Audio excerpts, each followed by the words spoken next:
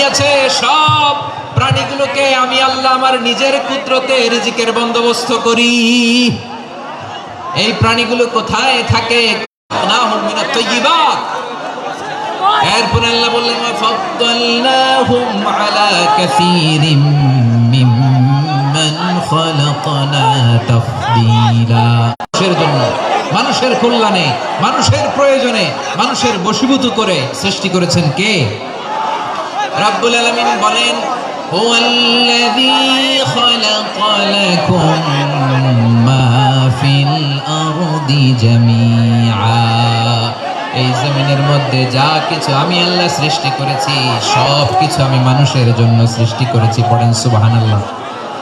হুয়াল্লাযী খালাকা লাকুম মা ফিল আরদি জামিআ। যা আছে সব আমাদের জন্য, সব আমাদেরকে সার্ভিস দেওয়ার জন্য, আমাদের উপকারের জন্য, আমাদের কল্যাণের জন্য। আওয়াজ করে সবাই পড়ুন আল্লাহু আকবার।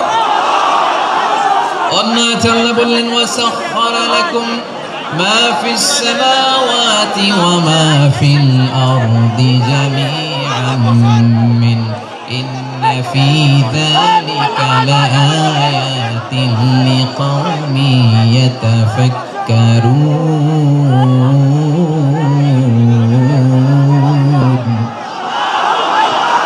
প্রথম আয়াতে আল্লাহ বললেন জমিনে যা আছে সব তোমাদের কল্যাণে আমি সৃষ্টি করলাম। এরপরে আল্লাহ বললেন আকাশেও যা আছে সব তোমাদের জন্য সৃষ্টি করলাম, তোমাদের অনুগত বানিয়ে দিলাম। পড়েন সুবহানাল্লাহ। মানুষের কি ব্রেইন দেখে, মানুষ জমিন ছেড়ে আকাশে চলে যায়। পাখি দেখে মানুষের শখ হলো পাখি যেহেতু উঠতে পারে আমরাও পারবো। অরবিল রাইট, উইলবার রাইট, দুই ভাই মিলে আঁকাঝোঁকা করতে করতে করতে করতে প্লেন বানায় ফেললো। সুবহানাল্লাহ। এখন পাখি ওড়ে, আমরাও ওড়ি। এরপরেই মানুষের কৌতূহল থামে না এখানে। মানুষ চলে গিয়েছে চাঁদে। কোথায় গেছে? এখন কিন্তু চাঁদে জমি বিক্রি হয় জানেন? পৃথিবী নিয়ে মারামারি শেষ। রাশিয়া আমেরিকা এখন ধরছে চাঁদ আর মঙ্গল গ্রহ। এখন চাঁদে জমি বিক্রি হয়, মঙ্গলে জমি বিক্রি হয়। এই চাঁদ, মঙ্গল, বৃহস্পতি, শনি সব আল্লাহ তাআলা আমাদের জন্য বানিয়েছেন। সুবহানাল্লাহ পড়েন। মানুষ সাগরের উপরে চড়ে, শূন্যে ভেসে বেড়ায়, পাহাড় কেটে সুড়ঙ্গ বানায়, টানেল বানায়। মানুষ ব্রডব্যান্ডের লাইন নিয়ে যায় সাগরের ভেতর দিয়ে, এক দেশ থেকে আরেক দেশে, এক মহাদেশ থেকে আরেক মহাদেশে। সুবহানাল্লাহ পড়েন। তার মানে গোটা বিশ্বের সব কিছুর উপরে control, superiority over all creatures, সব কিছুর উপর কন্ট্রোল, মনিটরিং, নিয়ন্ত্রণ এটা প্রতিষ্ঠা করে দিয়েছে কে? এজন্যই মানুষের শ্রেষ্ঠত্ব। ওয়ালাকাদ কাররামনা বানি আদম। আমি বনি আদমের সম্মান বাড়িয়েছি, মর্যাদা আমি বাড়িয়ে দিয়েছি এই কারণে, কারণ মানুষ সবকিছুর উপর নিয়ন্ত্রণ নিতে পারে। মানুষকে নিয়ে এই কোরআনের সব আলোচনা, মানুষকে নিয়ে এই কোরআনের সব। তাই কোরআনের কেন্দ্রীয় আলোচ্য বিষয় হচ্ছে মানুষ। কোরআনের কেন্দ্রীয় আলোচ্য বিষয় কি? যশোরের ভাইয়েরা বুঝে থাকলে সবাই বলবেন কোরআনের কেন্দ্রীয় আলোচ্য বিষয় কি? এই যে আমি মূল আলোচনায় যাচ্ছি এখন। কেন মানুষ কোরআনের কেন্দ্রীয় আলোচ্য বিষয়? এই যে ভাইরা, এই যে হাত জোর করে, এই যে Jessore Gen Z, the smart people of Jessore, হাত জোর করে বলতেছে, হাত জোর করে তোদের কাছে আল্লাহর দোহাই লাগে, স্টপ স্টপ। শুরুতে একবার বলেছে জায়গা না হলে আস্তে আস্তে ধাক্কা দিবা, সামনে না পিছনে, দিয়ে দিয়ে বেরোয় চলে যাও। এলএনডিতে দেখো, এই যে আল্লাহর ওয়াস্তে জায়গা না হলে ওদিকে যাও। কোরআনের মাহফিলে বিশৃঙ্খলা, এটা কাফিরদের আলামত। কাফিররা শীষ দিত, শীষ। বিশ্বনবী কোরআনের তাফসীর করলে কাফিররা শীষ দিত আর ক্ল্যাপিং করত, হুইসেল এন্ড ক্ল্যাপিং। তো আমরা কি এখানে বিশৃঙ্খলা করতে আসছি? তো বারবার থামানো লাগে কেন? কোনো আওয়াজ হবে না, বললাম তো স্টপ। আওয়াজ করে বলুন কোরআনের কেন্দ্রীয় আলোচ্য বিষয় কি? সবাই বলেননি। এতগুলো মানুষ উত্তর দিলে এতটুকু আওয়াজ হয়, অন্তত আমি বিশ্বাস করি না। যশোর আওয়াজ করে বলো কোরআনের কেন্দ্রীয় আলোচ্য বিষয় কি? মানুষ। এই মানুষ কোরআনের কেন্দ্রীয় আলোচ্য বিষয়। মানুষকে আল্লাহ স্বাধীনতা দিয়েছেন। ফামান শাআ ফালিউমিন ওয়া মান শাআ ফালিয়াকফুর। চাইলে মুমিন হতে পারো, চাইলে কাফের হতে পারো, তোমার ইচ্ছা। তবে জেনে রাখো মুমিন হলে পাবা জান্নাত, কাফির হলে পাবা জাহান্নাম। নাও দ্য ডিসিশন ইজ ইয়ার্স। সিদ্ধান্ত তোমার, জান্নাতে যাবা না জাহান্নামে যাবা। যশোরের ভাইয়ের আওয়াজ করে বলুন, কই যেতে চান, জান্নাতে না জাহান্নামে? ডান দিকে না বাম দিকে? ডানপন্থী না বামপন্থী? চিল্লা চিল্লি না চুপচাপ? চুপচাপ কয়ে আবার চিল্লাচিল্লি শুরু করে দিয়েছে। মাশাআল্লাহ। তাহলে কোরআনের কেন্দ্রীয় আলোচ্য বিষয় মানুষ। আমার সাথে থাকতে হবে, তোমাদেরকে নিয়ে আমি আলোচনা শেষ পর্যন্ত যাব। অনেক গুরুত্বপূর্ণ কথা বাকি আছে, আমাকে সহযোগিতা করতে হবে। মাশাআল্লাহ, এই তো ঠান্ডা হয়েছে। হ্যাঁ, ঠিক আছে ঠিক আছে ঠিক আছে। মানুষকে আল্লাহ এত স্বাধীনতা দিয়েছেন, মানুষ চাইলে অনেক ভালো হইতে পারে। ভালোর রাস্তাও খোলা, খারাপ হওয়ার রাস্তাও খোলা। ভালো হইলে মানুষ অনেক ভালো, খারাপ হইলে অনেক খারাপ। ভালো হইলে সবচেয়ে ভালো, খারাপ হইলে সবচেয়ে খারাপ। এজন্য সিদ্ধান্ত আপনাকেই নিতে হবে। আল্লাহ তাআলা বলছেন, লাকাদ খালাকনাল ইনসানা ফি আহসানি তাকওয়িম সুম্মা রাদাদনাহু আসফালা সাফিলিন। আমি মানুষকে অনেক সুন্দর অবয়বে, সুন্দর আকৃতিতে সৃষ্টি করেছি। তার শুধু চেহারার ডিজাইনটাই সুন্দর নয়, তার ব্রেনটা বড্ড সুন্দর, তার মানসিকতা বড্ড সুন্দর, তার সৃজনশীলতা বড্ড সুন্দর। পড়েন সুবহানাল্লাহ। আমাদের চেহারা, অবয়ব, ডিজাইন যে সুন্দর তা না, আমাদের ব্রেনটা অনেক সফিস্টিকেটেড ব্রেন, অনেক সফিস্টিকেটেড। এই 1.5 কেজি ব্রেন ইউজ করে মানুষ গোটা বিশ্বে সভ্যতা বিনির্মাণ করেছে, ঠিক কিনা? এই ব্রেন আল্লাহ তাআলা আমাকে দিয়েছে। এটারে কাজে লাগালে, আপনার 6 সেন্স কাজে লাগালে আপনি অনন্য মানুষ হয়ে উঠবেন, মহামানবে রূপান্তরিত হবেন। মানুষ হতে পারে, চাইলেই মহামানব হতে পারে। আবার যদি মানুষ চায় খারাপও হতে পারে। আল্লাহ বললেন শুধু ভালোই না, ভালো হতে চাইলে অনেক ভালো তুমি হতে পারো, আবার খারাপ হতে চাইলে অনেক খারাপ তুমি হতে পারো। সুম্মা রাদাদনাহু আসফালা সাফিলিন।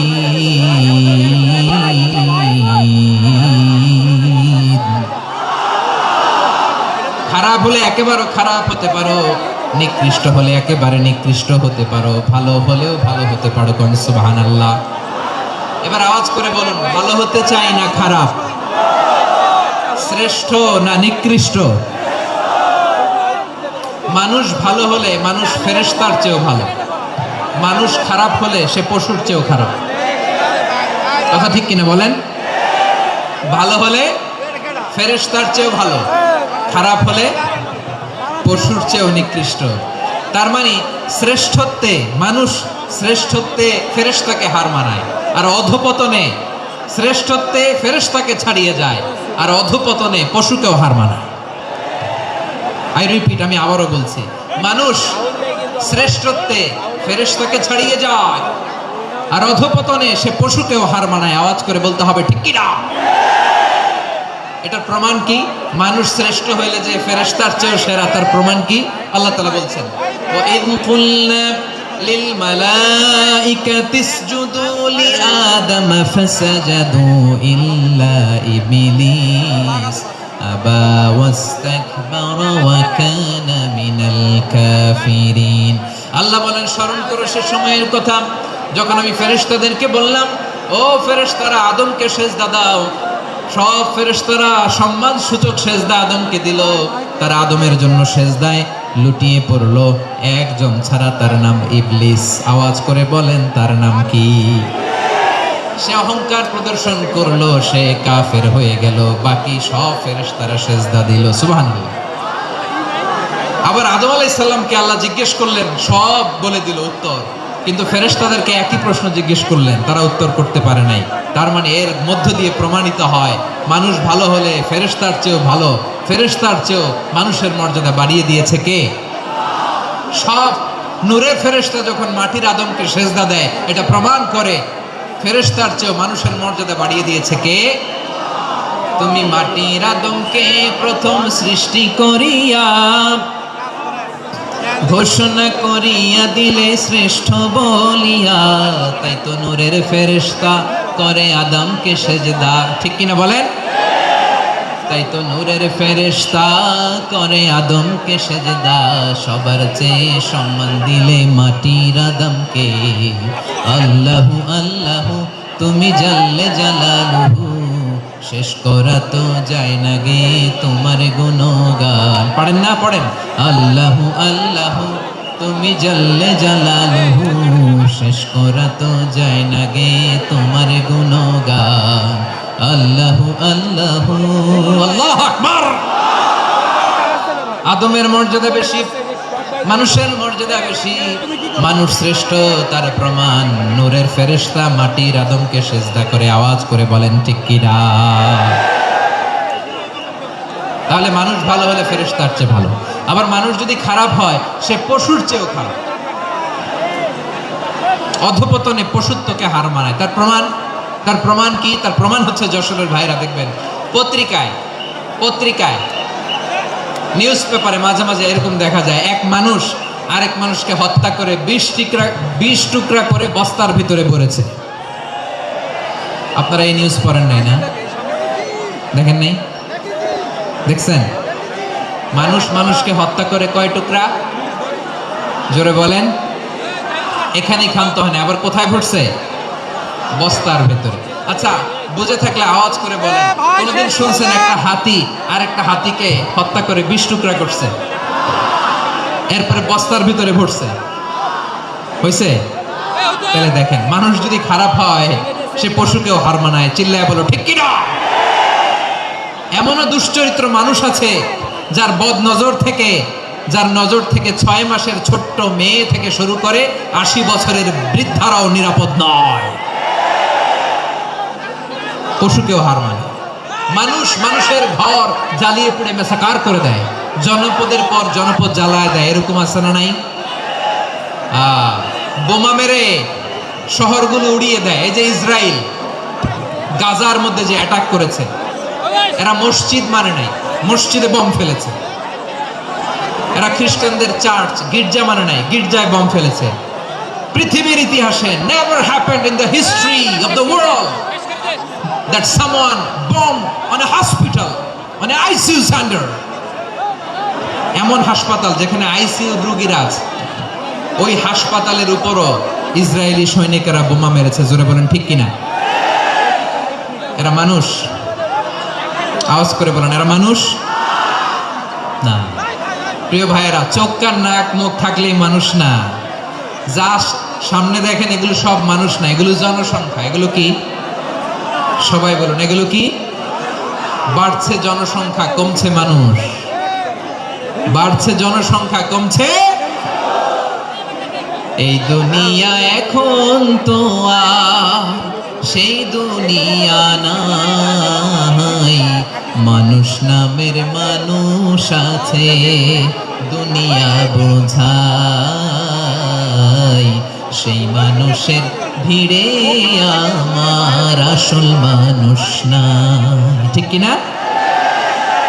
আসল মানুষের বড্ড অভাব, আসল মানুষের বড্ড অভাব।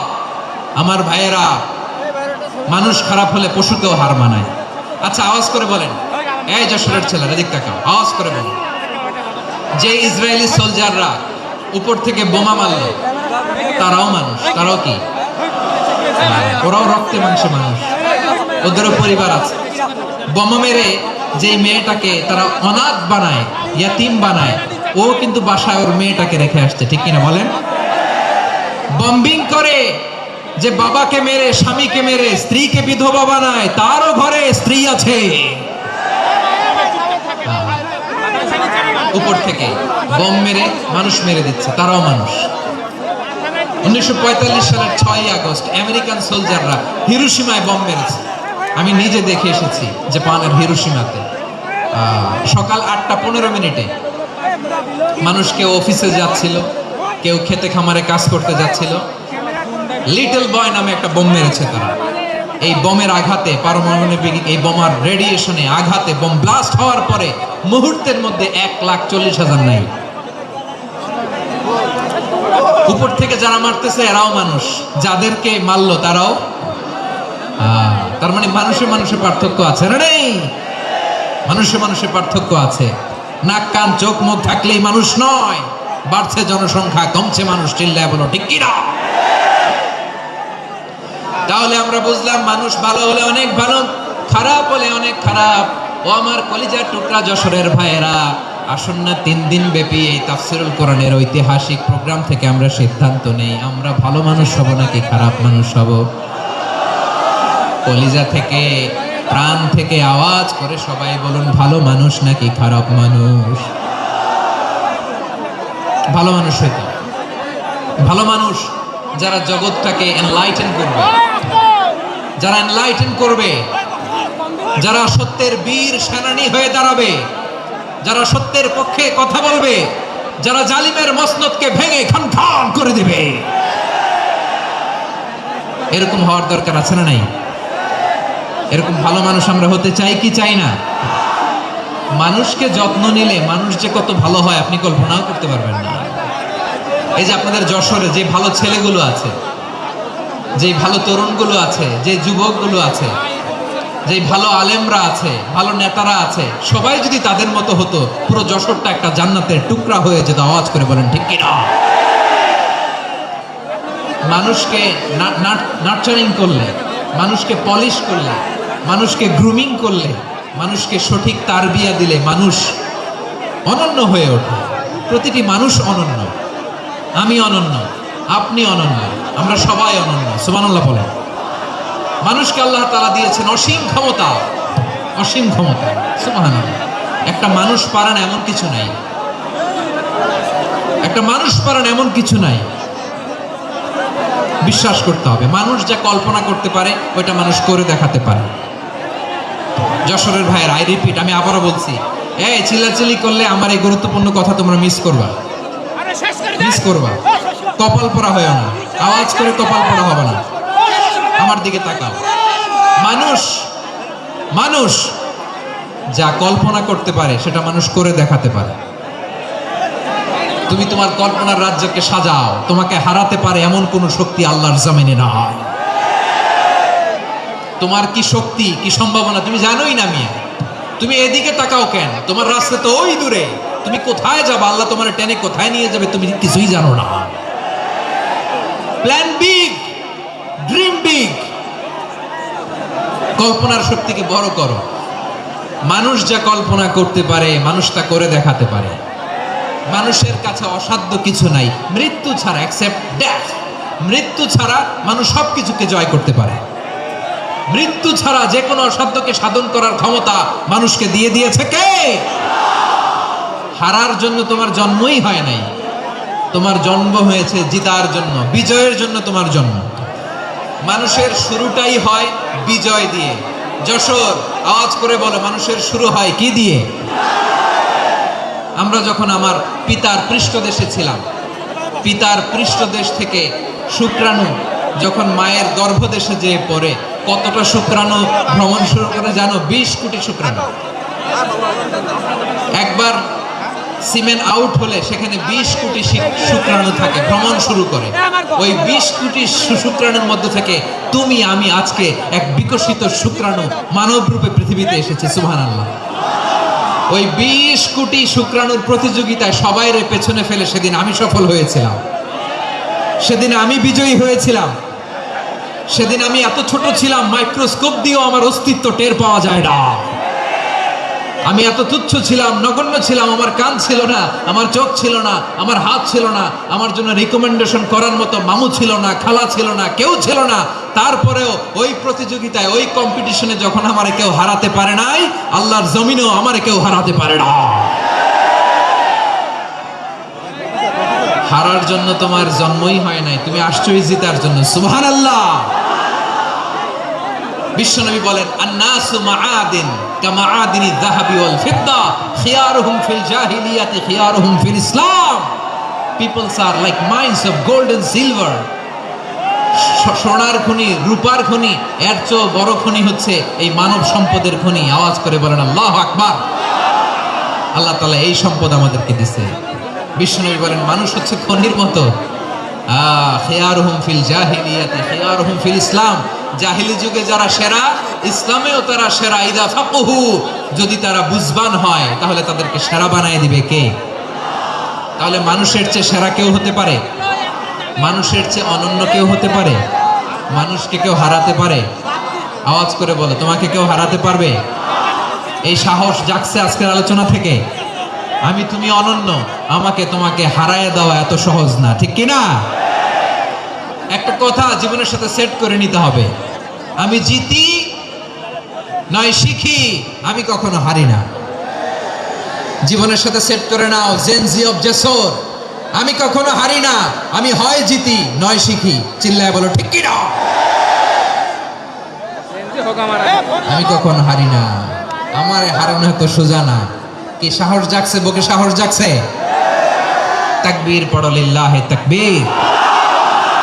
তাহলে বিষ্ণু বলেন নাসু মাআদিন, মানুষ হচ্ছে খনি। এই ধাক্কা ধাক্কি আমি জানি এগুলো ভালোবাসার ধাক্কা ধাক্কি, এজন্য আমি সহ্য করে নেই। এগুলো যে ভালোবাসার ধাক্কা ধাক্কি এটা আমরা বুঝি। পৃথিবীর কোন আইন, সিকিউরিটি প্রোটোকল দিয়ে এটা মানানো যাবে না, কারণ এটা তো ভালোবাসা, লাভ। লাভ কোন আইন কানুন দিয়ে বাধা যায় না, মানানো যায় না, ঠিক কিনা বলো?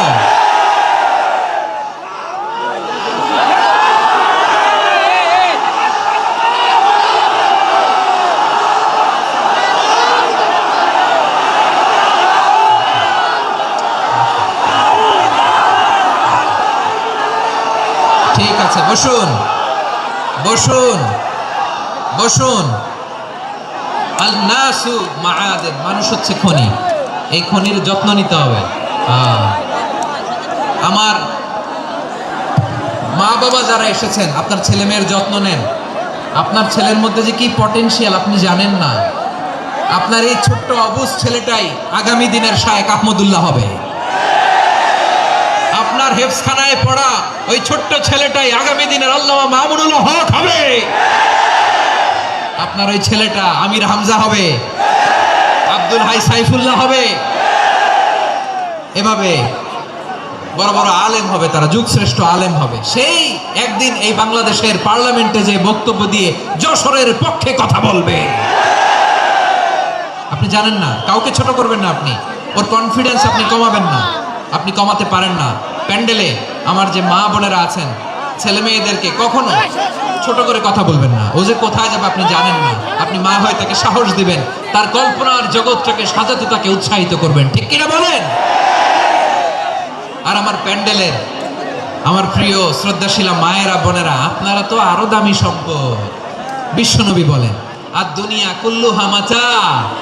আল্লাহ আল্লাহ আল্লাহ, বিশ্বনবীর কথার ওজন দেখেন। আর দুনিয়া কুল্লুহা মাতা ওয়া খায়রু মাতা'আদ দুনিয়াল মারআতুস সালিহা। বিশ্বনবী বলেন দুনিয়া যা দেখো সব আল্লাহর দেওয়া অ্যাসেট, মানে সম্পদ। আর এত অ্যাসেটের ভিড়ে সবচেয়ে শ্রেষ্ঠ সম্পদ হচ্ছে নেককার নারী। সুবহানাল্লাহ। ভাইয়েরা বোনের সাথে খারাপ আচরণ করো না, সন্তান মায়ের সাথে খারাপ আচরণ করো না। আমাদের মায়েরা আমাদের asset, they are our priceless asset. কারণ এই মায়েদের পেটে এসেছে আল্লাহর ওলিরা, এই মায়েদের পেটে এসেছে খান জাহান আলী, এই মায়ের পেটে এসেছে শাহজালাল ইয়ামানি, এই মায়ের পেটে এসেছে আল্লাহর সব নবীরা। নাকি নবীরা আকাশ থেকে ধপ করে জমিনে নেমে আসছে? মায়ের পেটে আসছে। এই মায়ের পেটগুলো খনি। আমার সম্মানিতা মায়েরা বোনেরা, নিজেকে ইসলাম দিয়ে সাজান, নিজেকে ইসলাম দিয়ে সাজান, নিজেকে পবিত্র রাখুন, নিজের আব্রু ইমান ইজ্জতের হেফাজত করুন, কোরআন পড়ুন, সুন্নাহ পড়ুন। আপনি জানেন না আপনার গর্ভে কে আসছে, কোন ক্ষণজন্মা পুরুষকে আল্লাহ তাআলা আপনার গর্ভে পাঠাবে আপনি জানেন না। মায়েরা নিজেদেরকে পবিত্র রাখুন, ইসলাম চর্চা করুন, কোরআন চর্চা করুন, নৈতিকতা দিয়ে নিজেকে সাজান। যশোরের জেনজি, নিজেদেরকে প্রস্তুত রাখো আগামীর বাংলাদেশের জন্য। নৈতিকতা, মোরালিটি, ভ্যালিউজ দিয়ে নিজেকে সাজাও, ইসলাম দিয়ে নিজেকে সাজাও। কারণ আগামীর বাংলাদেশ ইসলামের বাংলাদেশ। বাংলাদেশের আসল পরিচয় ইসলাম। বাংলাদেশের আসল পরিচয় কি? সবাই বলে না। বাংলাদেশের আসল পরিচয় কি? এই ইসলাম নিয়ে আমরা সংসদ ভবন সাজাবো, রাজি আছি না নাই? শেকড় ভুলে যাওয়া যাবে না। আমরা ধাপে ধাপে শারিয়া আইনের দিকে যাব ইনশাআল্লাহ, কিন্তু জঙ্গিবাদ দিয়ে নয়, কট্টর পন্থা দিয়ে নয়। আমরা ইন্টেলেকচুয়ালি গ্রাজুয়ালি ধাপে ধাপে শরিয়া আইনের দিকে মুভ করব ইনশাআল্লাহ। বলো লিল্লাহি তাকবীর। এদেশের আসল পরিচয় সবাই বলে না, আওয়াজ করে, এদেশের আসল পরিচয়। এদেশে আজান শুনে সূর্য ওঠে শহর গ্রামে, এদেশে আজান শুনে সূর্য ডুবে সন্ধ্যা নামে, এদেশে সকল কাজে সবাই বলে বিসমিল্লাহ, এদেশে ভালো কিছু দেখে শুনে হাসি মুখে সবাই বলে মাশা আল্লাহ। সুবহানাল্লাহ সুবহানাল্লাহ সুবহানাল্লাহ সুবহানাল্লাহ সুবহানাল্লাহ সুবহানাল্লাহ সুবহানাল্লাহ সুবহানাল্লাহ। ও নবীন তরুণ তোমার কিসের এত ভয়, জেনে রেখো বাংলাদেশের আসল পরিচয়। বাংলাদেশের আসল পরিচয় ইসলাম। আওয়াজ তুলে বলো, আসল পরিচয় কি? এদেশে পরস্পরে দেখা হলে দেয় সালাম, এদেশে আমজনতার হৃদয় জুড়ে পাক কালাম। ঠিক না? এদেশে বিপদ এলে সর্বজনে সর্বক্ষণে দোয়া পড়ে ইন্না লিল্লাহ সুবহানাল্লাহ সুবহানাল্লাহ সুবহানাল্লাহ সুবহানাল্লাহ। এদেশে আজান শুনে সূর্য ওঠে শহর গ্রামে, এদেশে আজান শুনে সূর্য ডুবে সন্ধ্যা নামে, এদেশে সকল কাজে সবাই বলে বিসমিল্লাহ, এদেশে ভালো কিছু দেখে শুনে হাসি মুখে সবাই বলে মাশা আল্লাহ। সুবহানাল্লাহ, আওয়াজ করে সুবহানাল্লাহ সুবহানাল্লাহ সুবহানাল্লাহ সুবহানাল্লাহ। সবাই একসাথে সুবহানাল্লাহ সুবহানাল্লাহ সুবহানাল্লাহ সুবহানাল্লাহ। এদেশের আসল পরিচয় কি? আওয়াজ করে বলতে ভয় লাগে। এদেশের আসল পরিচয় কি? ইসলাম দিয়ে আমাদের সংসদ ভবন চলুক, আমরা চাই কি চাই না? বঙ্গভবনে লা ইলাহা ইল্লাল্লাহর পতাকা উড়ুক, আমরা চাই কি চাই না? প্রতিটি জেলা অফিসে ডিসি অফিসে লা ইলাহার পতাকা ঝুলুক, আমরা চাই কি চাই না? কারা কারা চাই হাত তুলে আল্লাহরে দেখায়।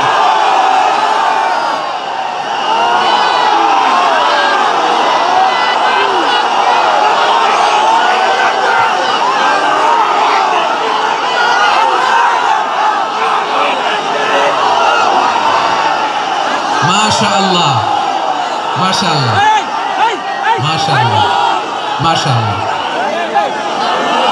যশোর, আওয়াজ করে বলো, ভালো মানুষ না খারাপ মানুষ? বুঝে বলছো তো? মানুষ ভালো হলে যে কত ভালো। এই মানুষকে যত্ন নিলে, মানুষকে মানুষ বানালে যে সে কি হতে পারে শুনবা? হ্যাঁ, নাকি মনোযোগ দিয়ে দিব? শুনবা? তাহলে থামতে হবে। থামো, আমি যখন বলবো থামো থামো, তাকবীরের সময় দিলে তাকবীর। থামো থামো। মানুষকে যত্ন নিলে, হ্যাঁ এদিকে এদিকে, ড্রোন নামায় ফেলো। হয়েছে, ড্রোনের ফুটেজ হয়ে গেছে, এবার ড্রোন নামায় ফেলো। আমার দিকে তাকাও। মানুষকে, তোমরা এদিক সেদিক তাকালে তো গুরুত্বপূর্ণ পয়েন্ট মিস হয়ে যাবে। এদিকে এদিকে, হ্যাঁ মাস ঠিক আছে।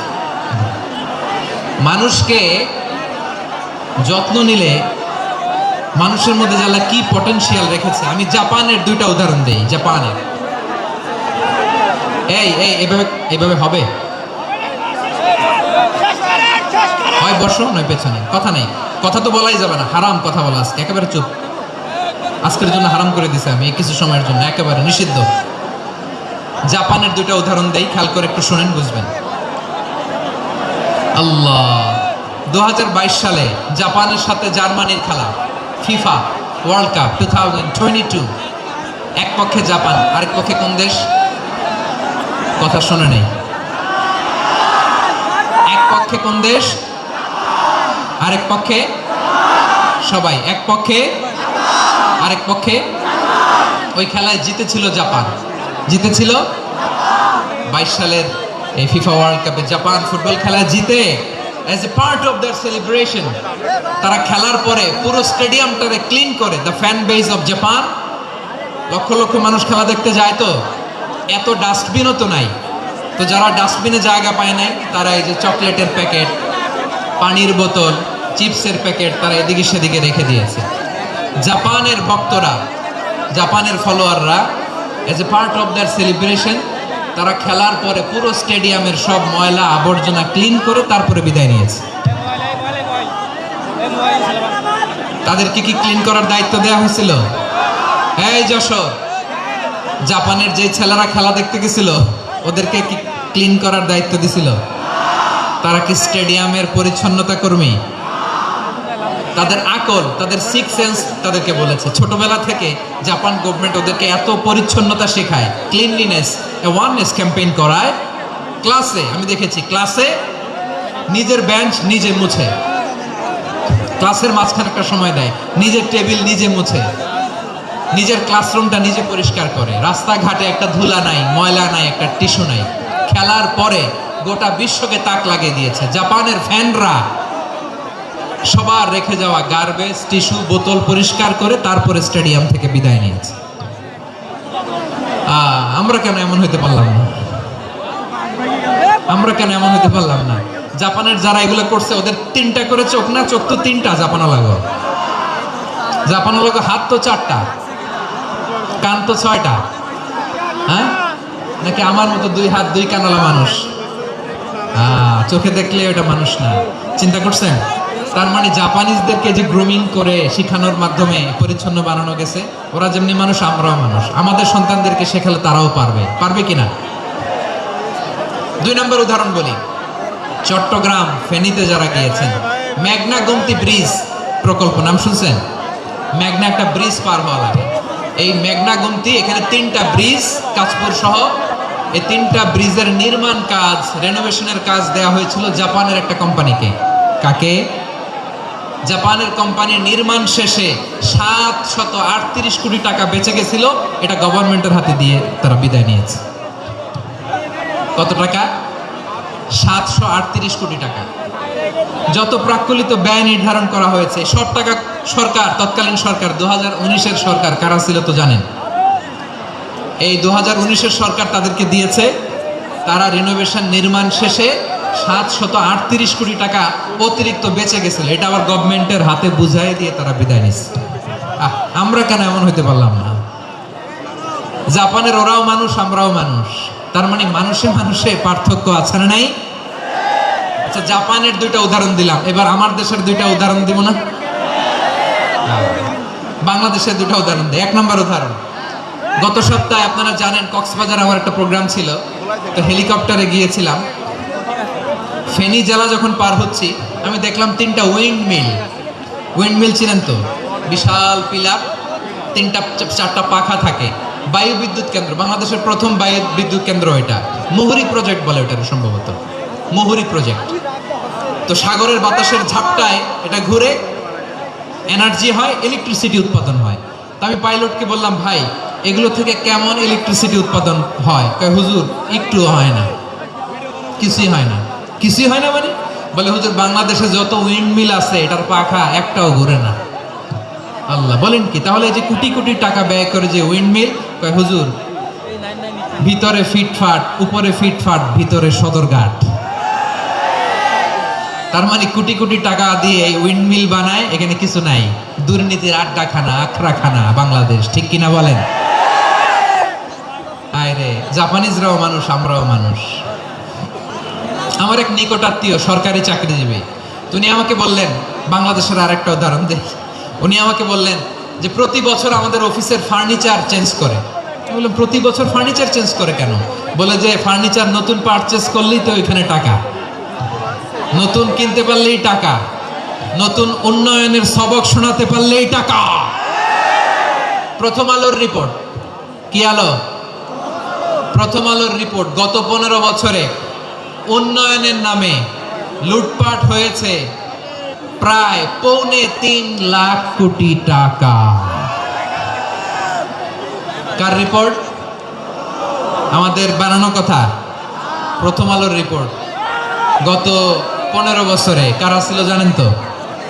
হ্যাঁ, শুধু ওনাদেরকেই দোষ দিয়ে লাভ নাই। স্বাধীনতার পর থেকে শুধু শাসকের হাত বদল হয়েছে, আমরা কিছু পাই নাই, ঠিক কিনা বলেন? শুধু ওনাদের দোষ দিয়ে কি লাভ? একদল খাইছে, আরেক দল খাওয়ার জন্য রেডি হয়ে আছে। আমরা এরকম চাই না।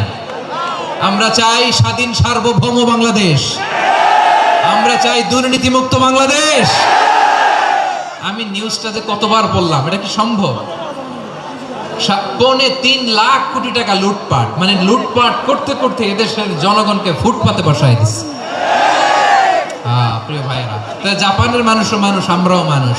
সিদ্ধান্ত আপনার, কোন মানুষ হবেন, ভালো মানুষ না খারাপ মানুষ? আজকের আলোচনার বিষয় হচ্ছে মানব সম্পদের উন্নয়ন, হিউম্যান রিসোর্স ডেভেলপমেন্ট।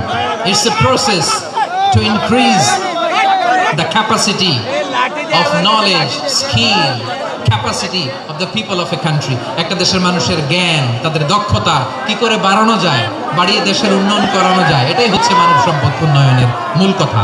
তাহলে মানব সম্পদ হচ্ছে একটা দেশের সবচাইতে শক্তিশালী পুঁজি। প্রাকৃতিক সম্পদ, খনিজ সম্পদের চেয়েও দামি হচ্ছে মানব সম্পদ। আমার প্রিয় দর্শক, প্রাকৃতিক সম্পদ, খনিজ সম্পদের চেয়ে দামি সম্পদ কি সম্পদ? আল্লাহ তাআলা দয়া করে আমাদেরকে এই মানব সম্পদ দিয়েছেন। আসুন আমাদের এই মানুষগুলোকে আমরা সোনার মানুষ বানাই। রাজি আছেন তো সবাই? রাজি আছেন? মানুষ পারে না এমন কোনো কিছু নাই, চাইলে সব পারে। এজন্য মানুষকে তারবিয়া দিতে হবে, যথাযথভাবে তাদেরকে গড়তে হবে। আসুন আমরা সিরাতের আয়নায় বিশ্বনবীর জীবনী থেকে দেখি তিনি কিভাবে হিউম্যান রিসোর্সকে ম্যানেজ করতেন। যদি আপনাদের সময় হয়, দু একটা উদাহরণ দিয়ে আজকে আমি আমার আলোচনার বিদায় নেব। হবে সময় হবে কয়েক মিনিট? হ্যাঁ, শান্ত থাকবেন তো? শান্ত থাকবা? হ্যাঁ, ঠিক আছে। এই ধাক্কার মধ্যে ঢুকছে, এবার মজা বসতেছে তো? হ্যাঁ, মানা করছিলাম না? ঠিক আছে, টের পাও। হ্যাঁ, ঠিক আছে। যে আওয়াজ করবে আমি ওকে দেখতেছি, কে কে আওয়াজ করে দেখতেছি। শেষ কথা, শেষের দিকে চলে আসছি। বিষ্ণু ইসলাম কিভাবে হিউম্যান রিসোর্সকে ম্যানেজ করতেন, মজার কথা আছে কয়েকটা, বলে বিদায় নিব। বিশ্বনবী কিভাবে এই মানব সম্পদকে ম্যানেজ করতেন? বিশ্বনবী he was a very good talent hunter, চৌকস ট্যালেন্ট হান্টার ছিল। কার মধ্যে কি ট্যালেন্ট আছে দেখলেই বুঝে ফেলতাম। সুবহানাল্লাহ পড়বেন না? কি নবী আমরা পেয়েছি! He was a very good talent hunter. আমার নবী তিনি চৌকস ট্যালেন্ট হান্টার ছিলেন। কার মধ্যে কি প্রতিভা বের করতেন, ওই প্রতিভাকে ইসলামের কল্যাণে কাজে লাগাতেন। সুবহানাল্লাহ বলেন। যাকে যে জায়গায় সেট করলে ভালো হবে তাকে ওই জায়গায় সেট করতেন। কয়েকজন সাহাবীর জীবনী শোনাই। আবু মাহজুরা রাদিয়াল্লাহু তাআলা আনহু, মক্কার মুয়াজ্জিন, আগে ছিল মুশরিক, পরে হয়েছে মুমিন। উনি কিভাবে মুমিন হইলেন এই ঘটনাটা একটু আপনাদের শোনাতে চাই। তো আপনাদের তো সময় নাই হাতে, সময় আছে? এই জেনজি শেষ করে দিল আজকের প্রোগ্রামটা। 1 ঘন্টা ধাক্কা ধাক্কি করে কেমনে দাঁড়ায় আছে আমি বুঝলাম না।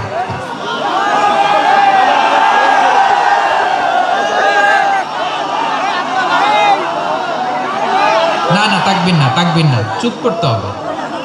What I need, you stop. Just shut up. চুপ। হ্যাঁ, ঠিক আছে। এভাবে আবু মাহজুরা রাদিয়াল্লাহু তাআলা আনহু কিভাবে মুসলিম হলেন আওয়াজ করে শুনেন। হুনাইনের যুদ্ধ 8ম হিজরি। বিষ্ণু ইসলাম হুনাইনের যুদ্ধ শেষে ফিরতেছেন, পথিমধ্যে বেলাল রাদিয়াল্লাহু তাআলা আনহু, এই যে আবার কথা, আই রে আল্লাহ রে, এখানে ধাক্কা ধাক্কি কেন? চলে যাও, পেছনে যাও, পেছনে যাও। কি আজীব তামাশা! যেখানে যায় এখানে ধাক্কা ধাক্কি, মারামারি, গায়ের উপরে, কাঁধের উপরে, শাউটিং। অনেক গুরুত্বপূর্ণ কথা পয়েন্ট করে নিয়ে আসে যে বলবো, এই শাউট করার কারণে প্রোগ্রামটাই নষ্ট করে দেয়। আসছে আমার ভালোবাসা দেখাইতে, প্রোগ্রামটা শেষ করে দিয়ে চলে যায়। স্টপ। আবার কথা বল, স্টপ। হুনাইনের যুদ্ধে 8ম হিজরি। কত হিজরি? সবাই বলেন না একটু, কত হিজরি? 8ম হিজরিতে হুনাইনের যুদ্ধে রাসূল সাল্লাল্লাহু আলাইহি ওয়াসাল্লাম ফিরে আসতেছেন মদিনায়। পথিমধ্যে বেলাল রাদিয়াল্লাহু তাআলা আনহু আযান দিচ্ছেন। কি দিচ্ছেন? তো পাশে ছিল মুশরিকদের একটা পল্লী, কিছু মুশরিক তরুণ, কিছু অমুসলিম কিশোর, তারা আজানকে ব্যঙ্গ করতেছে, আমাদের বাংলায় মুখ ভেঙ্গানো বলে আর কি। বেলাল রাদিয়াল্লাহু তাআলা আনহু আজান দিচ্ছেন, ওই বাচ্চাগুলো মুশরিক তো, ওরা আজানকে ব্যঙ্গ করতেছে, বিকৃতি করে ওরাও আজান দিচ্ছে। উদ্দেশ্য হচ্ছে আজানকে নিয়ে ঠাট্টা করা। উদ্দেশ্য কি? ঠাট্টা করা। ব্যাপারটা মনে কষ্ট পাওয়ার মতো ব্যাপার না? কিন্তু বিশ্বনবী ওইখানে দেখেন কি খুঁজলেন। বিশ্বনবী খেয়াল করলেন অমুসলিম কিশোরদের মধ্যে থেকে একটা কিশোরের গলাটা বড় দরাজ গলা, কণ্ঠটা বড় সুন্দর। খেয়াল করে দেখলেন যে কিছু কিশোর বেলালের আজানকে ব্যঙ্গ করে, বিকৃতি করে, কিন্তু একজনের কণ্ঠ দেখতে পাচ্ছেন না এত দূরে, কিন্তু কণ্ঠটা বড় সুন্দর, দরাজ গলা। বিশ্বনবী সাহাবীদেরকে বললেন, ধরো এগুলারে, ধরো। সবগুলারে ধরে বিশ্বনবীর সামনে আনা হলো। ওরা হাঁটু গেড়ে বসলো। বিশ্বনবী বললেন, তোমাদের মধ্যে কে যেন ব্যঙ্গ করে আজান দিচ্ছিল, তার গলাটা বড় উঁচু, গলার বেসটা বড় মজবুত, মেলোডিয়াস, সুমধুর কণ্ঠ। কে? আবু মাহজুরা বলে, আমার বন্ধুরা সবাই আমার দিকে আঙ্গুল দেখায়, আমি পড়ে গেছি বিপদে। রাসূল সাল্লাল্লাহু আলাইহি ওয়াসাল্লাম বাকি অমুসলিম তরুণদেরকে ছেড়ে দিলেন, বললেন তোমরা যাও। এবার আবু মাহজুরারে পাইছে। আবু মাহজুরার চুলের মধ্যে হাত দিলেন বিশ্বনবী, মাথায় হাত দিয়ে বললেন, এবার আজান দাও দেখি। আবু মাহজুরা বলে, আমি তো আজান দিতে জানি না, কারণ আমি তো বেলালেরটা শুইনা দিছি, আমার তো মুখস্থ নাই, আমি তো আজান দিতে জানি না। বিষ্ণু বললেন, জানো না? তাহলে আসো, আমি তোমারে শিখাই দেই। সুবহানাল্লাহ পড়া। আবু মাহজুরা হাঁটু গেড়ে বসে, বিশ্বনবীর মোবারক হাত আবু মাহজুরার চুলের মধ্যে। বিশ্বনবী আজানের মুআল্লিম আবু মাহজুরাকে বলতেছে, ঠিক আছে তোমারে শিখাই দিচ্ছি, আমি যা যা বলবো আমার সাথে সাথে বলো, পারবা? আবু মাহজুরা বলে, পারবো। বিশ্বনবী আজান দিচ্ছেন, মাথায় হাত দিয়ে, আল্লাহু আকবার,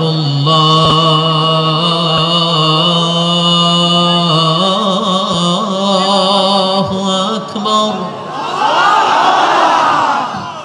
আবু মাহজুরা এই বাক্যটা পড়লেন। বিশ্বনবী দ্বিতীয় বাক্য পড়তে আরম্ভ করলেন, আল্লাহু আকবার, আল্লাহু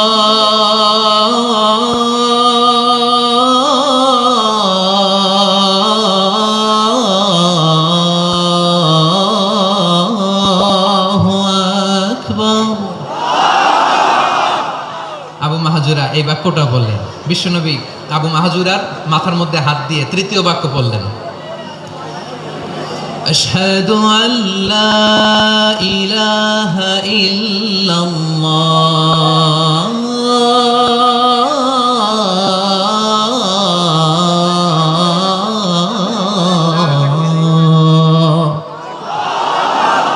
আবু মাহজুরা তৃতীয় বাক্য পড়লেন। বিশ্বনবী একটা বাক্য পরে আবু মাহজুরা পড়ে, বিশ্বনবী পরে আবু মাহজুরা পড়ে। আবু মাহজুরা কিন্তু অমুসলিম, মুশরিক। আবু মাহজুরা বলে, এক একটা বাক্য পড়ি আমার কলিজাটা গলে ঠান্ডা হয়ে যায়। এতদিন মোহাম্মদকে গালি দিতাম, এখন মোহাম্মদ আমার মাথায় যখন হাত রাখছে আমার সারা শরীর ঠান্ডা হয়ে গেছে। বিশ্বনবী আজান শিখাচ্ছেন, একটা একটা বাক্য পড়ে আবু মাহজুরাও পড়ে, বিশ্বনবী পড়ে, আবু মাহজুরাও পড়ে। পুরো বাক্যগুলো যখন শেষ, আজান শেষ, আবু মাহজুরাও যখন পুরো আজান পড়লেন, আবু মাহজুরা বললেন, এতদিন মোহাম্মদের চেহারা দেখলে আমার ঘৃণা লাগতো, আজ থেকে মোহাম্মদের চেহারার চেয়ে প্রিয় চেহারা আমার কাছে নাই। আবু মাহজুরা বললেন, ও মুহাম্মদ, আজানের বাক্য তো আপনি আমারে শেখালেন, এখানেই শেষ করবেন না, আপনি আমারে পড়ায় দেন, লা ইলাহা ইল্লাল্লাহু মুহাম্মাদুর রাসূলুল্লাহ সাল্লাল্লাহু আলাইহি ওয়াসাল্লাম। বিশ্বনবীর সাথে দাঁড়িয়ে উনি শাহাদা পড়ে মুসলমান হয়ে গেলেন। এবার আবু মাহজুরা বলে, ইয়া রাসূলুল্লাহ, ইয়া হাবিবাল্লাহ, আমি মুমিন হয়েছি, মুসলমান হয়েছি, আপনার কাছ থেকে আজান শিখার সৌভাগ্য আমি লাভ করেছি গো নবী। কিভাবে হিউম্যান রিসোর্স, মানব সম্পদকে ব্যবহার করতে হয়, আসছিল আজানকে ভেঙাইতে। আসছিল কেন? আজানকে ব্যঙ্গ করার জন্য, বিকৃত করার জন্য। আজানকে বিকৃত করতে যে ইসলামের সবচেয়ে শ্রেষ্ঠ মসজিদের মুয়াজ্জিন হয়ে গেল। পড়েন সুবহানাল্লাহ। হযরত আবু মাহজুরা রাদিয়াল্লাহু তাআলা আনহু ওনার এই সুললিত কণ্ঠ ব্যবহার করে মসজিদুল হারামে এত সুন্দর করে আল্লাহু আকবার বলে আজান দিতেন। মানুষগুলোর, মুসল্লিগুলোর, মক্কাবাসীর হৃদয়কে তিনি বিগলিত করে দিতেন, মানুষের হৃদয়কে ঠান্ডা হয়ে যেত। শুধু এখানেই শেষ না আমার যশোরের ভাইয়েরা। বিশ্বনবী যখন সাইয়েদনা আবু মাহজুরা রাদিয়াল্লাহু তাআলা আনহুকে আযান শেখাচ্ছিলেন, বলেন তো বিশ্বনবীর হাতটা কোথায় ছিল? আবু মাহজুরার মাথার সামনে, এই চুলের উপরে ছিল।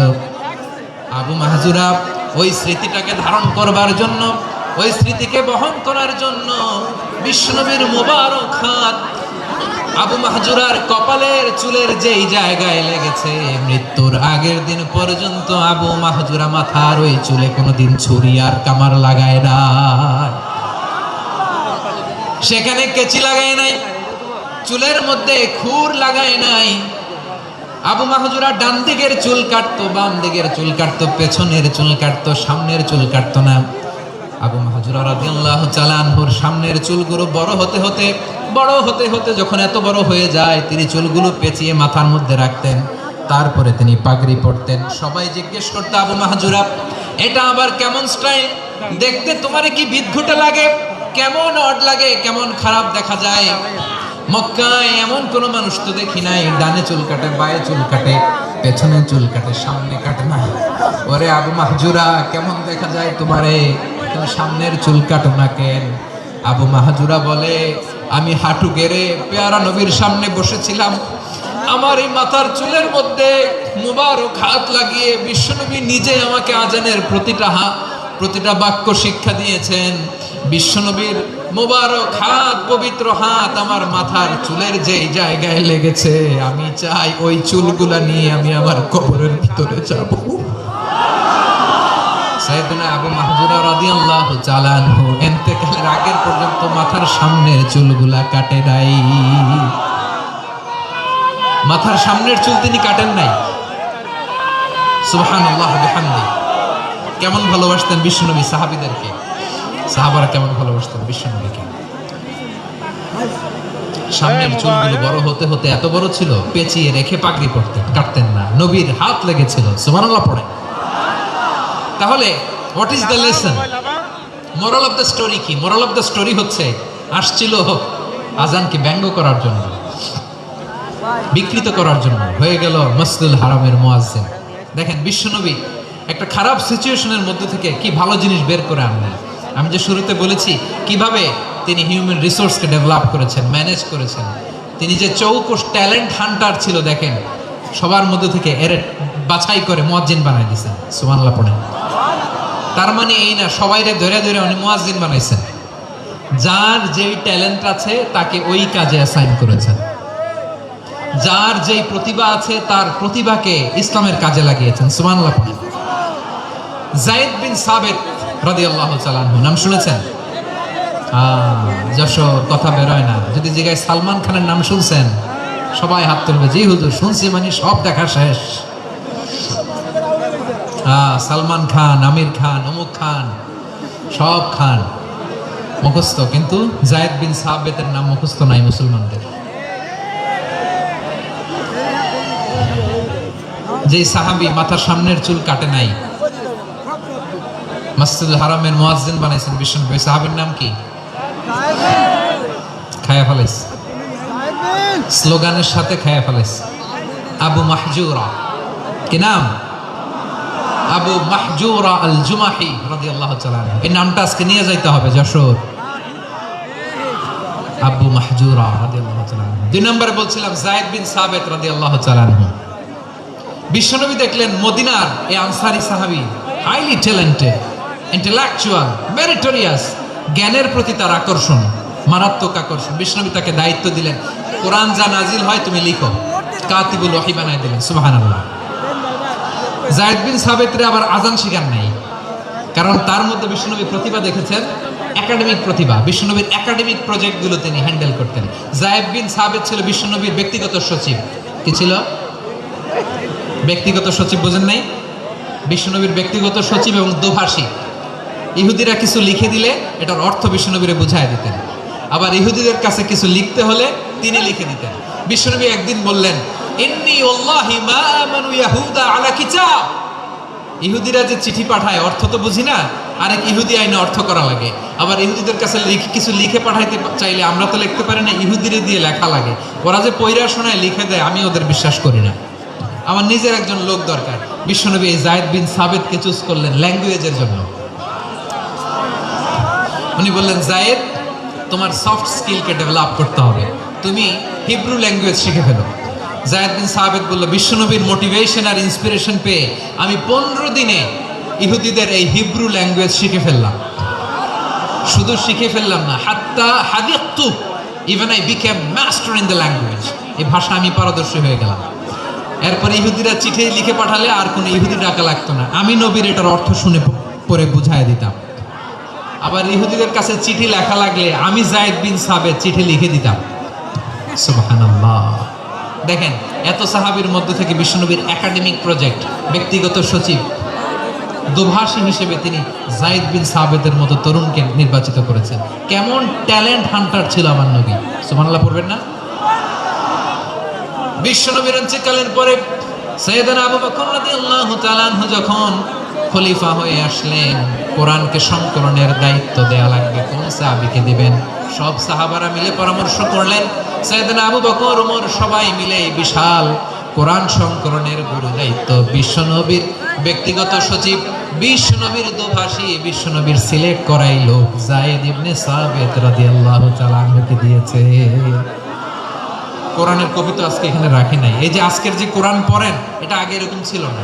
কোরআন নাজিল হলে সাহাবারা চামড়ার, ওটের চামড়ায় লিখে ফেলতো, ওটের চ্যাপ্টা হাড্ডির মধ্যে লিখে ফেলতো, গাছের গুড়ির মধ্যে লিখে ফেলতো, বিভিন্ন জনের কাছে ছড়ানো ছিটানো ছিল। আবু বকর রাদিয়াল্লাহু তাআলা আনহু একসাথে করলেন, পরবর্তীতে ওসমান রাদিয়াল্লাহু তাআলা আনহু একসাথে করলেন 114 সূরার এখন এই মুসহাফ, এই কম্পাইলেশন, এই কপি আমরা পেয়েছি, যার হিউজ কন্ট্রিবিউশন ছিল। এই পুরো কোরআন কম্পাইলেশনের প্রজেক্ট ম্যানেজার ছিল যায়েদ বিন সাবিত রাদিয়াল্লাহু তাআলা। কোরআন কম্পাইলেশনের প্রজেক্ট ম্যানেজার। দেখেন, ওনারে মাথায় হাত দিয়ে আজান শিখায় নাই। সুবহানাল্লাহ কইবেন না? তাহলে প্রথম সাহাবী আবু মাহজুরাকে মুয়াজ্জিন বানাইলেন, যায়েদ বিন সাবিতকে ব্যক্তিগত সচিব আর দোভাষী বানালেন, মুসআব ইবনে উমাইর রাদিয়াল্লাহু তাআলা আনহুকে ইসলামের প্রথম অ্যাম্বাসেডর বানালেন। তাহলে তৃতীয় নাম্বার একজন সাহাবীর নাম বলছি, মুসআব ইবনে উমাইর। মুসআব কি নাম? নামটা কেমন লাগে? কয়েকজনের ভাল লাগে, বাকিদের ভাল লাগে না? ভাল লাগে? এই এই আর কয়েকটা মিনিট দেওয়া যাবে না আমাকে আল্লাহর রাস্তায়? হ্যাঁ, ঠিক আছে। আমি তোমাদেরকে ভালোবাসা দেখাবো, দোয়া করবো যদি চুপ থাকো, একেবারে চুপ, কষ্ট সহ্য করো। বাকিরা যা সওয়াব পাবে তোমরা ডবল পাবে, যেহেতু কষ্ট বেশি, কিন্তু চুপ। 3 নাম্বার সাহাবীর নাম মুসআব। এই ধাক্কাধাক্কি কেন? ধাক্কাধাক্কি কেন রে ভাই? না না না, এরকম হইলে আসবো না যশোর, আমি আর আসবো না। হয় পিছনে চলে যাও, নাহলে চুপ, ধাক্কাধাক্কি নেই। 3 নম্বর সাহাবীর নাম মুসআব। কি নাম? He was the first ambassador in Islam. ইসলামের প্রথম ডিপ্লোমাট, প্রথম কূটনৈতিক, ইসলামের প্রথম কূটনৈতিক, ইসলামের প্রথম ডিপ্লোমাট, প্রথম অ্যাম্বাসেডর মুসআব ইবনে উমাইর। মক্কার তরুণ যুবক, উনি পারফিউম লাগাইলে মানুষ দেখলেই বুঝতো এটা মুসআব লাগাইছে। এমন ড্যাশিং ফেসের ছিল, এমন স্মার্ট ড্যাশিং ফেস, এমন পার্সোনালিটির মানুষ ছিল মুসআব রাদিয়াল্লাহু তাআলা। কারণ যিনি ইসলামের স্পোকম্যান হবেন, মুখপাত্র হবেন, তার স্মার্ট হওয়ার দরকার আছে না নাই? আকাবার প্রথম শপথ যখন হলো, তাদের সাথে বিষ্ণু ইসলাম মদিনাতে একজন মুখপাত্র পাঠালেন, ডিপ্লোমাটকে পাঠালেন, অ্যাম্বাসেডর অফ ইসলাম, তিনি হচ্ছেন মুসআব ইবনে উমাইর। সুবহানাল্লাহ। বিশ্বনবী দেখলেন সে অনেক স্মার্ট, তার ডেডিকেশন আছে, সিনসিয়ারিটি আছে। মদিনায় যে আউস খাজরাজ গোত্রের নেতাদের সাথে ডিল করতে হবে, ইহুদিদের সাথে ডিল করতে হবে, ওখানে একজন পাক্কা জানু খেলোয়াড়ের দরকার আছে না নাই? মুসআব ইবনে উমাইর রাদিয়াল্লাহু তাআলা আনহু, ওনাকে বিষ্ণু ইসলাম চুজ করলেন। এবং বিষ্ণু ইসলামের এই চুজিংটা, এই সিলেকশনটা এত সুন্দর ছিল, তিনি মদিনাতে যে বিশ্বনবী আসার আগেই মদিনার জমিনকে তিনি উর্বর করে ফেলছেন। প্রতিটা ঘরে ঘরে কালিমার দাওয়াত তিনি পৌঁছায় দিয়েছেন। জুমার বিধান নাজিল হয়েছে, কিন্তু মক্কায় পরিবেশ নাই জুমা পালনের। বিষ্ণু ইসলাম একজনকে দিয়ে খবর পাঠালেন, যাও মদিনায় মুসাবকে যে বলো, মুসাব তো আমার শিক্ষক, আমার স্পোকম্যান, মদিনাতে যেন তারা জুমা কায়েম করে। বিশ্বনবীর আগেই মুসাব মদিনার মুসলিমদেরকে নিয়ে মদিনায় প্রথম জুমা কায়েম করে ফেলছে। কোন সুবহানাল্লাহ। ডিপ্লোম্যাটদের কেমন হইতে হয়, অ্যাম্বাসেডরের কেমন হইতে হয়, মুসাব রাদিয়াল্লাহু তাআলা আনহুর কাছ থেকে শিখে নাও। মুসাব নামটা কেমন লাগে?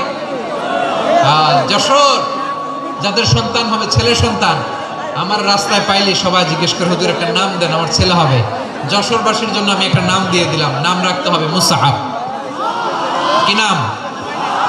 নামটা যাদের ভাল লাগে, ছেলে সন্তান অনাগত আসবে, মনে চাইলে নাম রেখে দিবেন মুসাব রাদিয়াল্লাহু তাআলা আনহুর নামে মুসাব। তাহলে মুসাব রাদিয়াল্লাহু তাআলা আনহুকে বিশ্বনবী ল্যাঙ্গুয়েজ শিখান নাই, সফট স্কিল শিখান নাই।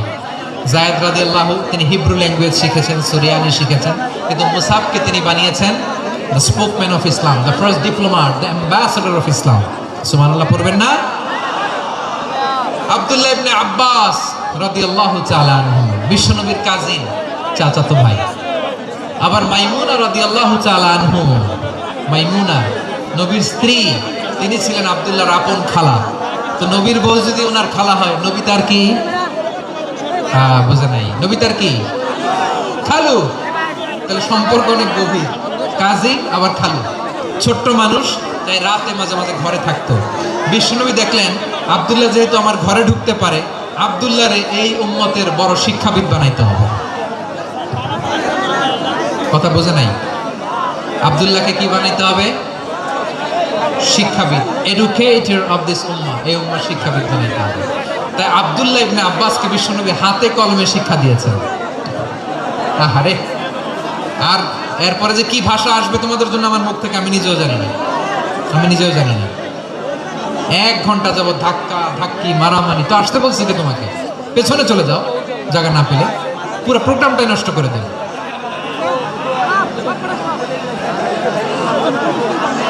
জি, আমার দিকে তাকান, আমি শেষ করে দিচ্ছি। হবে না, ইন্টেলেকচুয়াল আলোচনা এখানে হবে না, আমি বুঝতে পারছি, আমি শেষ করে দিচ্ছি। আব্দুল্লাহ ইবনে আব্বাস রাদিয়াল্লাহু তাআলা আনহু, মনোযোগ দিয়ে কয়েকটা মিনিট শুনুন, আমি এখনই শেষ করে দিচ্ছি, এরপর আওয়াজ করবে। এই যে এগুলো কি আমি বুঝলাম না। আমি বললাম না সব করা যাবে, বসে যাও, শুয়ে যাও, চলে যাও, আওয়াজ করা যাবে না। অন্যকে বসো এটাও বলার দরকার নেই, জাস্ট এদিকে তাকাও। আল্লাহ। আব্দুল্লাহ ইবনে আব্বাস রাদিয়াল্লাহু তাআলা আনহু, ওনাকে বিশ্বনবী হাতে কলমে শিক্ষা দিয়েছেন, যেহেতু উম্মতের শিক্ষাবিদ হবেন, এডুকেটর হবেন। তো বিশ্বনবী রাতে যখন তাহাজ্জুদ পড়তেন, ছোট্ট আব্দুল্লাহ ঘরে থাকতো। বুঝতে পেরেছেন? ছোট্ট মানুষ তো ঘরে থাকতো। তো বিশ্বনবী তাহাজ্জুদের জন্য একবার দাঁড়িয়েছেন, ছোট্ট আব্দুল্লাহ ওযু করে দাঁড়াইছে। আচ্ছা বলেন তো, ইমাম আর মুসল্লি মোট যদি 2 জন হয়, একজন ইমাম একজন মুসল্লি, তো মুসল্লি ইমামের কোন দিকে দাঁড়াবে? ডানে দাঁড়াবে। ছোট্ট আব্দুল্লাহ বুঝে নাই, বিশ্বনবী তাহাজ্জুদ শুরু করেছেন, উনি ইক্তেদা করছেন আর দাঁড়াইছেন বায়ে। কোথায় দাঁড়িয়েছেন? আব্দুল্লাহ বলেন, যখন আমি বায়ে দাঁড়ালাম, আখাযা রাসূলুল্লাহ সাল্লাল্লাহু আলাইহি ওয়াসাল্লাম উযুনি আল ইয়ুমনা ইয়াফতিলুহা, বিশ্বনবী নামাজরত অবস্থায় আমার কান ধরে টেনে আমার ডান দিকে এনে দাঁড় করায় দিলেন। পড়েন সুবহানাল্লাহ। দেখেন, হাতে কলমে শিক্ষা। আর জীবনে ভুলাবে? কথা কয় না, আর ভুলাবে? আর ভুলাবে না। এইভাবে বিশ্বনবীর অনেক সঙ্গ পেয়েছেন, সফর করেছেন, একই বাহনে বসেছেন, এক বাহনে বসে লম্বা নসিহত করেছেন, বলেছেন, ইয়া গোলাম ইহফাজিল্লাহ ইয়াহফাজকা, ইহফাজিল্লাহ তাজিদহু তুজাহাক, ইদা সাআলতা ফাসআলিল্লাহ ওয়া ইদা ইসতাআনতা ফাসতাইন বিল্লাহ। আল্লাহর বিধান মানো, আল্লাহর বিধান রক্ষা করো, আল্লাহ তোমায় রক্ষা করবে। আব্দুল্লাহ, চাইতে হলে আল্লাহর কাছে চাও, সাহায্য চাইতে হলে আল্লাহর কাছে সাহায্য চাও। মনে রাখো, গোটা বিশ্বের সবাই যদি তোমার সাহায্য করতে চায়, ততটুকুই করতে পারবে যতটুকু আল্লাহ তোমার নসিবে রেখেছে। গোটা বিশ্ব যদি তোমার বিরুদ্ধে ষড়যন্ত্রে দাঁড়িয়ে যায়, ক্ষতি ততটুকু করতে পারবে যতটুকু তোমার জন্য বরাদ্দ আছে, এর বাইরে কিছু করতে পারবে না। আওয়াজ করে বলেন ঠিক কিনা? এভাবে হাতে কলমে শিখিয়েছেন, বিশ্বনবীর সঙ্গ পেয়েছেন। ওনাকে বিষ্ণু ইসা ইসলাম শিক্ষাবিদ, এডুকেটর অফ দিস উম্মাহ হিসেবে সিলেক্ট করেছেন, হাতে কলমে শিখিয়েছেন। বিশ্বনবী একবার প্রকৃতির ডাকে সাড়া দিয়ে এসেছেন। এখন কি করতে হবে? নামাজের জন্য ওযু করতে হবে। বিশ্বনবী এসেই দেখেন ওযুর বদনায় পানি ভরা, খুশি হয়ে গেলেন, বললেন কে রেখেছে পানি? একজন বলল আব্দুল্লাহ রেখেছে। বিশ্বনবী অত্যন্ত খুশি হলেন, খুশি হয়ে একটা দোয়া করলেন, বললেন আল্লাহুম্মা ফাক্কিহু ফিদ্দীন ওয়া আল্লিমহু তা'ওয়ীল। আল্লাহ তুমি আব্দুল্লাহকে দ্বীনের বুঝ দিও আর কোরআনের তাফসীর শিক্ষা দিও। বিশ্বনবীর এই দোয়া এমন লাগছে, উনি রাইসুল মুফাসসিরিন, এই পৃথিবীতে যত মুফাসসির ছিল, যত মুফাসসির আসবে, সকল মুফাসসিরের সম্রাট হিসেবে স্বীকৃত হয়েছেন আব্দুল্লাহ ইবনে আব্বাস। বিশ্বনবী ওনারা আজান শিখান নাই, বিশ্বনবী ওনারা ল্যাঙ্গুয়েজ শিখান নাই, বিশ্বনবী ওনারা অ্যাম্বাসেডর বানান নাই, হাতে কলমে শিক্ষা দিয়েছেন। ছোট্ট মানুষ বিশ্বনবী ইন্তেকাল করলেন, আবু বকরের সময় গেল, ওমরে ফারুকের খেলাফত, তখনও তিনি তরুণ। ওমরে ফারুক রাদিয়াল্লাহু তাআলা আনহু ওনার ক্যাবিনেট মিনিস্ট্রির বৈঠকে এই আব্দুল্লাহ ইবনে আব্বাসকে পাশ দিয়ে বসায় রাখতেন। বয়স্ক সাহাবারা এটা পছন্দ করতো না, তারা বলতো ঘটনা কি, আব্দুল্লাহর মতো ছেলে নাতি আমাদের আছে, এরা কেন রাখে ওমরে ফারুক? ওমরে ফারুক এটা টের পেলেন, তিনি বুঝতে পারলেন যে ক্যাবিনেট মেম্বাররা এটা পছন্দ করে না, ছোট্ট আব্দুল্লাহরা কেন রাখি, কেন যে রাখি এটা একদিন বুঝাবো। একদিন মিটিং এ তিনি সবাইকে বললেন ইদা জাআ নাসরুল্লাহি ওয়াল ফাতহ। এই আয়াত দ্বারা উদ্দেশ্য কি বলেন তো মুরব্বী সাহাবীরা? এক সাহাবী বলেন এই সূরা দ্বারা উদ্দেশ্য, আল্লাহ বলেছেন আমাদেরকে বিভিন্ন ল্যান্ড, বিভিন্ন এলাকা বিজয় করতে হবে। ওমরে ফারুক বললেন না, হয়নি। আরেকজন বললেন বিজয় হওয়ার পর আমাদের বেশি বেশি আল্লাহর বরত্বের ঘোষণা দিতে হবে, এটা উদ্দেশ্য। ওমরে ফারুক বললেন না, হয় নাই। যারা জিজ্ঞেস করেন কেউ পারে না। সব শেষে বিশ্বনবী ছোট্ট আব্দুল্লাহরে বলেন আব্দুল্লাহ ইদা জাআ নাসরুল্লাহি ওয়াল ফাতহ, এর দ্বারা উদ্দেশ্য কি বলো তো? ছোট্ট আব্দুল্লাহ বলেন হুয়া আজালু রাসূলিল্লাহ। এই আয়াত দ্বারা বিশ্বনবীর বিদায়কে উদ্দেশ্য নেওয়া হয়েছে। ওমরে ফারুক বললেন হাদা হুয়া, এটাই তো সঠিক উত্তর, এটাই সঠিক তাফসীর এই আয়াতের। কারণ ইদা জাআ নাসরুল্লাহি ওয়াল ফাতহ, যখন আল্লাহর সাহায্য আর বিজয় আসবে, ওয়া রাআইতান নাসা ইয়াদখুলুনা ফি দীনিল্লাহি আফওয়াজা, আপনি দেখবেন দলে দলে ঢলে ঢলে বানের পানির মতো মানুষ ইসলামের দিকে ঢুকতেছে, ইসলামের বিজয় হয়েছে। তো ইসলামের বিজয়ের মিশন নিয়ে নবী আসছে, বিজয়ী যখন হয়ে গেছে এখন তো নবীর বিদায় হবে। জোরে বলেন ঠিক কিনা? কোন সাহাবী এই সূক্ষ্ম কথাটা ধরতে পারে নাই, ওই আব্দুল্লাহ ছাড়া। আব্দুল্লাহ যখন উত্তর দিছে সব সাহাবীদের টনক নড়েছে। এরপর থেকে কোনো ক্যাবিনেট মিটিং এ আর কোনো সাহাবারা কোনো প্রশ্ন করে নাই, আওয়াজ করে পড়েন সুবহানাল্লাহ। বিশ্বনবী আব্দুল্লাহ ইবনে আব্বাসকে দ্য এডুকেটর অফ দ্য উম্মাহ, উম্মার শিক্ষাবিদ হিসেবে গ্রহণ করেছেন। আওয়াজ করে পড়তে হবে আল্লাহু আকবার। সাহাবীদের নামগুলো মনে থাকবে? এক নম্বরে আবু মাহজুরা, মুয়াজ্জিন বানাইছেন। যায়েদ ইবনে সাবিত, দোভাষী, ট্রান্সলেটর অফ প্রফেট, এবং তিনি ছিলেন বিশ্বনবীর ব্যক্তিগত সচিব। Musab ibne Umair, the first ambassador and diplomat of Islam. Abdullah ibne Abbas, এই উম্মার সবচেয়ে বড় এডুকেটর, শিক্ষাবিদ।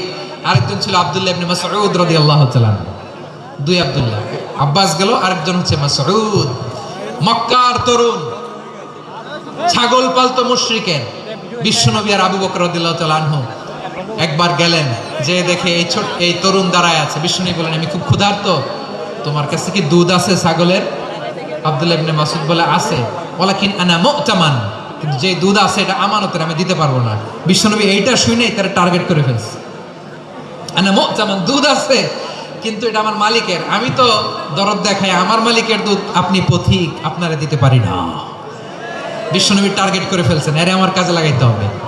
বিশ্বনবী বললেন আচ্ছা ঠিক আছে, দুধ দিও না, কিন্তু এমন ছাগি আছে কিনা যেই ছাগির সাথে কোনো ছাগলের মিলন হয় নাই, তার ওলা নাই, দুধও আসে নাই, বাচ্চাও নাই, এরকম ছাগির থেকে যদি আমি দুধ খাই তাহলে তো সমস্যা নাই।